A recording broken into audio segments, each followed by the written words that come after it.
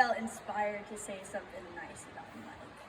I think he obviously touched all of us in a really special way, but I can just, when I picture Mike, I see him in all these different scenarios. When I was lucky enough to have him be my neighbor for at least the last 4 or 5 months or so, and you never know what you're going to expect. Are you going to come outside and Mike might just be in his onesie in the middle of the summer, pulled down around his waist, just walking around the compound for the last 3 hours, just hanging out, looking up at the sky. I thought that was hilarious.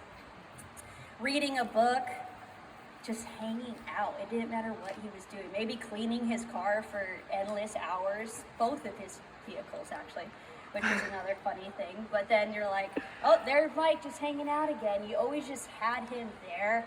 And I would come outside and say, oh, Mikey, what are you up to today?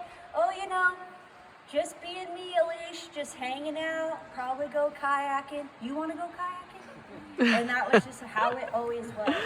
Wherever Mike was going, you were invited along with that, and I think that was another special thing. He'd come over to my house. Hey, I'm kind of bored. Do you want to paddle the middle?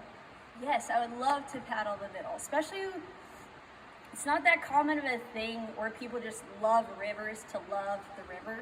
Once you get to a certain skill set, it's kind of like starts being like, oh, I'm only getting my Charlies off. I'm really feeling like I'm paddling unless I'm doing something really difficult.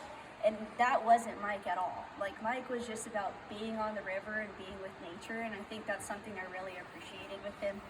And when you'd go down the river, you were never like as in tune as Mike was, but I felt like I was vibing off of that every time I'm with him, because this guy is like micro Eddie here, and I'm doing my thing, I'm cruising, and there's Mike like swishing, hitting waves I hadn't even seen, just enjoying the river and playing fully with it. And I think that was another thing that I really grabbed from him.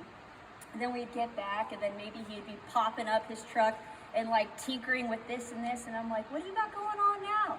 Oh, this was a veggie oil conversion back in the day, and I'm just seeing if I can get the kinks out. So it's just like, okay, this guy's an artist on the river. He knows how to cook. We just heard that. He can tinker with anything with his vehicles, and I have a passion for photography, so I like to climb down into the river and take photos of people. And one thing that I really wanted to say was how stylish of a paddler Mike really was. Like, you get to watch a lot of people go down in the river, especially when you're on the other side of the lens and you're not paddling along. You get to see how someone reads the water and how they play with the river, and Mike had a really special way about him. And not only was he so in tune with the river, but like the lines and the snappiness, and just like every time coming off a booth, just totally like peeled over and doing the easiest stuff ever. And so you maybe meet Mike on the street and think, oh, he's kind of quiet guy, kind of zoned in on himself, but then you see him play on the river and you're like, no one else does that like Mike does that. And that's something that I really wanted to share about him, because I thought that was really special and a part of him. We all know that Mike loved the river, but the way that he would play in such a just beautiful way, I'll really miss that, watching that. So thank you, Mike.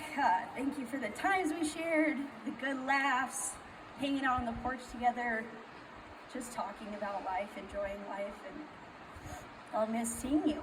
I miss seeing you every day, but you're in my heart, and I know you're in everyone else's heart, and we're living better now because you were in our lives. So thank you, Mike. Appreciate that.